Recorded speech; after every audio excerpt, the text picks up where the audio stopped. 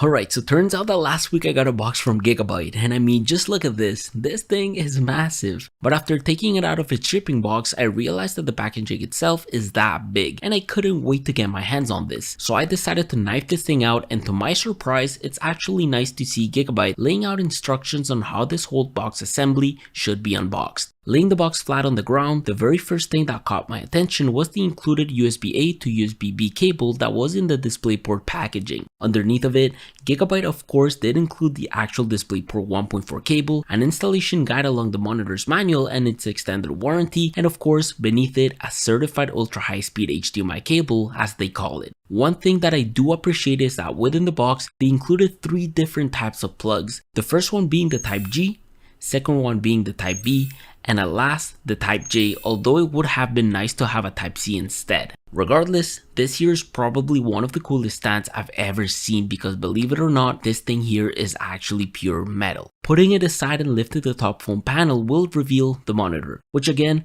very nicely thought. We've got a very well laid out installation guide on this EPE bag. But before we unveil it, beside we have the monitor arm and this styrofoam bag. And let me tell you something, this metal bottom half is super well made and the top plastic portion blends well, almost giving it the same metal vibe. Lifting the monitor up for the first time was surprisingly not that heavy at all, and like with any other monitor, the most satisfying part is always taking the wrap paper off. But I mean, just look at this thing. I love the sweet Aorus logo beneath it, the seamless bezels, and the minimal chin which blends so well with the metal on the stand, which was quite easy to put all together since it just consisted of aligning the hole to the socket and screwing the bottom part to lock it. Like always, I am a big fan of having subtle details because I think it makes everything look so much better. And indeed, after seeing the full complete stand fully built, I think I was right. But all it needed was the good alignment and the sound of that click.